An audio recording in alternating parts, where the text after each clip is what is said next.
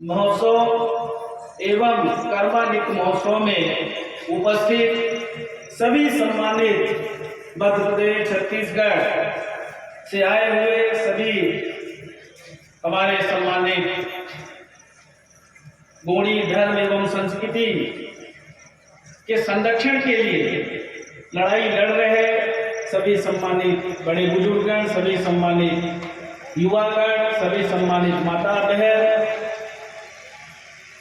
सभी सम्मानित यहाँ पर उपस्थित सोशल मीडिया, प्रिंट मीडिया के सम्मानित साथियों, आप सभी का चाहे सामने की तरफ जो बैठे हैं और चाहे मंच पे बैठे हैं, हमारी गुरु माता जी अभी भी बैठी हैं, सबका हम अभिनंदन करते हैं। और आप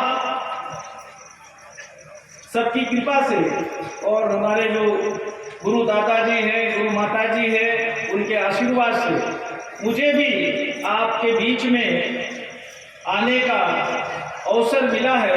उनका निर्देश हुआ कि आपको छिंदवाड़ा में रहना है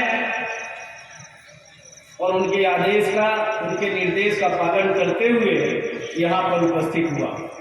हम गुरु दादाजी का सुन रहे थे, बहुत सारी बातें हम समझते हैं कि जो हमारी गोंडी धर्म संस्कृति है, इसके संरक्षण के लिए जो लड़ाई लड़ रहे हैं, प्रकृति को अगर बचाना है और हमारी जो आदिवासियों की संस्कृति है उसको अगर बचाना है तो उसके लिए ये लड़ाई आपको लड़नी पड़ेगी और इस लड़ाई में हम सब साथ में हैं। गुरु दादा हमेशा हमने रायपुर में भी सुना था और यहाँ भी सबसे पहले उन्होंने जो हमारे जनप्रतिनिधि साथी हैं, जो आदिवासी वर्ग से विशेषकर आते हैं और हमारे जैसे लोगों के लिए भी हमेशा उनका ये हिदायत रहती है कि अगर आपको चुन के भेजते हैं तो आपको संरक्षण करने की जिम्मेदारी है। अगर कहीं किसी आदिवासी भाई के साथ, अनुसूचित जाति जनजाति के साथ अन्याय अत्याचार हो रहा है, अगर उनके मिले हुए अधिकारों को छीनने की कोशिश की जा रही है, तो हमारा ये कर्तव्य बनता है, जनप्रतिनिधियों का ये कर्तव्य बनता है कि हम उनको अधिकार दिलाएं, उनके हितों की रक्षा करें, उनके हितों की लड़ाई लड़ें। ऐसा हमेशा गोंडी धर्म संस्कृति के संरक्षण के जो पुरोधा है, जिनके मार्गदर्शन में यहाँ पर सब कोई उपस्थित हुए हैं, हमेशा उनकी ये चिंता रहती है। यहाँ पर गुरु दादाजी ने चिंता जाहिर की है कि गोंडी धर्म का विश्लेषण, गोंडी धर्म की रक्षा अलग से होनी चाहिए। हमारा संविधान ये कहता है कि भारत देश में रहने वाले जितने भी धर्म और संस्कृति के लोग हैं, उनको जीने का अधिकार है, उनको मौलिक अधिकार मिलना चाहिए। और संविधान के तहत अगर किसी सरकार ने सबसे ज्यादा उसका क्षरण करने का काम किया है तो वर्तमान में जो देश और प्रदेश में सरकार चल रही है, हमारे अधिकारों को छीनने का काम किया है। आज हमें भी अच्छी शिक्षा चाहिए।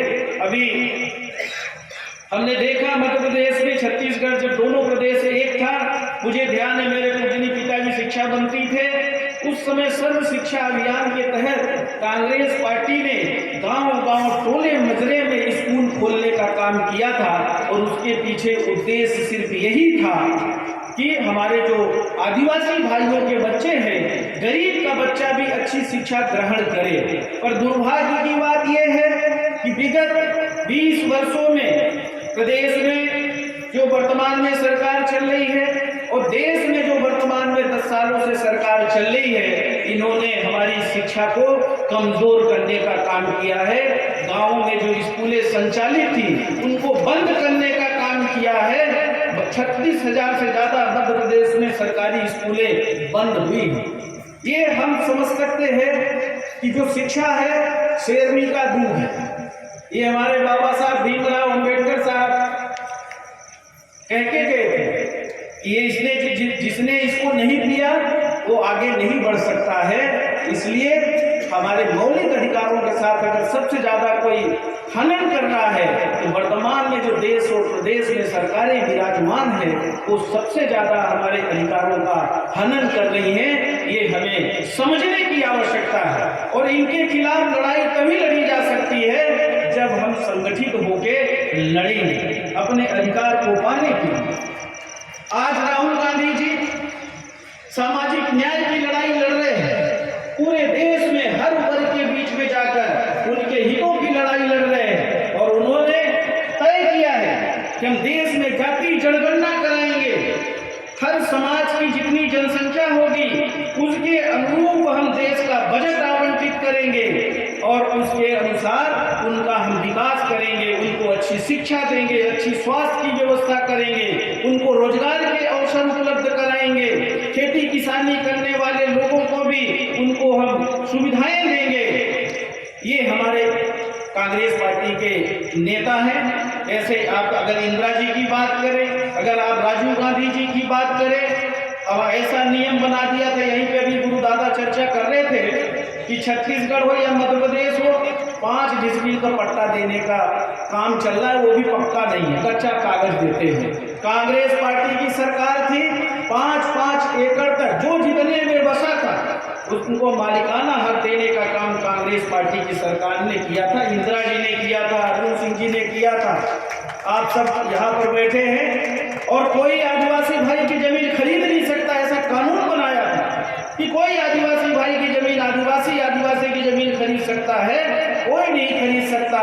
पर मध्य प्रदेश की भाजपा सरकार, केंद्र की भाजपा सरकार ने बहुत सारा संशोधन कर दिया और आज बड़े बड़े उद्योगपति आदिवासी भाइयों की जमीनें हड़पने में लगे। हमारे सिंगरौली जिले में जो 100 बरस से 50 साल से 60 साल से जिन जमीनों पे हमारे आदिवासी भाई गुजर बसर कर रहे हैं उनकी जमीनें छीनने का काम ऐसे पूरे देश में हो रहा है। ये अंतर है, ये हमें समझने की आवश्यकता है कि कौन सी पार्टी, कौन सी सरकार हमको अच्छी शिक्षा देती है, कौन हमें रोजगार के अवसर उपलब्ध कराती है, कौन हमारे स्वास्थ्य के बारे में चिंता करती है, कौन हमारे खेती किसानी के बारे में चिंता करती है, ये और कौन हमारे प्रकृति के बारे में चिंता करती है।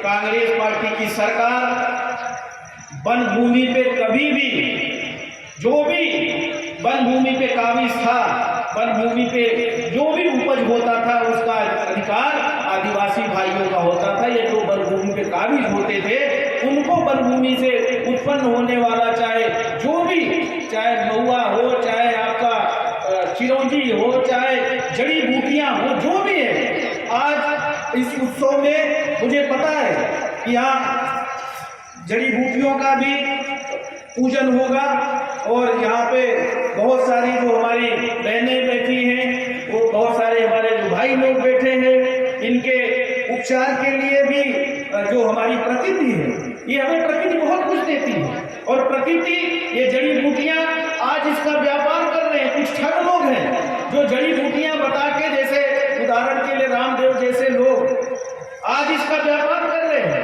आयुर्वेद में जो हमारा आयुर्वेदिक संस्थान है वहाँ जड़ी बूटियों से ही बहुत सारी दवाइयाँ बनाई जाती है और इन जड़ी बूटियों पे इन जो हमारी उपज है, हमारे जो खनिज संपदा है, इन पे सबसे पहला अधिकार आप सबका है, हमारे आदिवासी भाइयों का है, क्योंकि आप ही लोग हैं जो जल और जंगल जमीन की रक्षा करते हैं, हमें अच्छा पर्यावरण देते हैं, हमें प्रेरित करते हैं। हमारी जो संस्कृति है, जो हमारा धरोहर है, उसके संरक्षण के लिए अगर कोई काम करता है वो हमारे आदिवासी भाई हैं। हमारे आदिवासी भाइयों को वनवासी का दर्जा दे रहे थे, राहुल गांधी जी ने विरोध किया था। राहुल गांधी जी ने कहा था ये आदिवासी वनवासी नहीं, ये आदिवासी ही इसके असली मालिक हैं।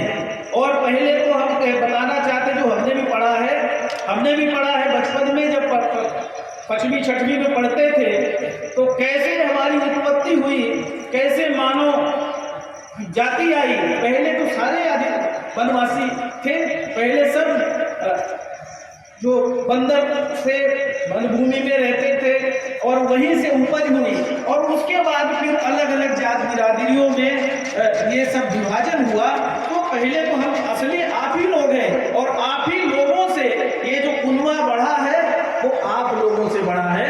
हम सब पहले आदिवासी हैं, उसके बाद फिर सारी जातियों में विभाजित हुए हैं। पहले क्योंकि कुछ नहीं था, पहले न पहनने के लिए कपड़ा था, हम ऐसे ही जैसे बंधन लोग रहते हैं इस तरह से रहते थे। आज भी बहुत सारे ऐसे छत्तीसगढ़ में शायद बहुत कम ऐसे बचे होंगे गांव, नहीं तो कुछ ऐसे गांव थे जहां आज भी जो है ना वो वन्य प्राणियों जैसे जीवन बसर करते थे।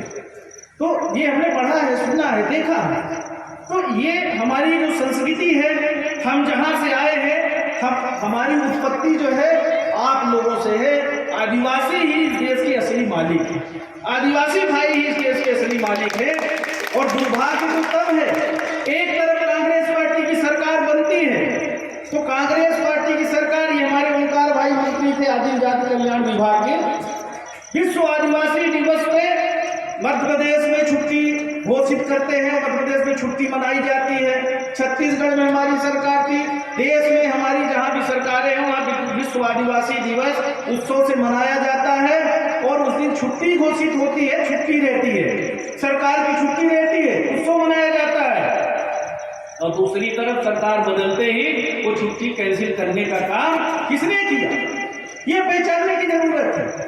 ये हिमायती नहीं है, ये हमारे दुश्मन है, ये हमारे हित की बात नहीं करते। और हमारा जितने भी धर्म हैं, चाहे गोड़ी धर्म हो, चाहे जैन धर्म हो, चाहे सिख धर्म हो, चाहे ईसाई धर्म हो, हिंदू धर्म हो, जितने भी धर्म हैं, चाहे मुस्लिम धर्म हो, सभी धर्म ये कहते हैं कि हम अच्छे कर्म करें, हम मानव और मानव का सम्मान करें, हम आपस में लड़ाई झगड़ा नहीं करें, चाहे वो किसी भी जात बिरादरी का हो, सबको प्यार दे, सबको स्नेह दे। सभी धर्मों में यही है। पर आजकल तो धर्म के नाम पे बांटने की कोशिश होती है, जाति और धर्म के नाम पे लड़ाने की कोशिश होती है। ये हमें समझने की आवश्यकता है।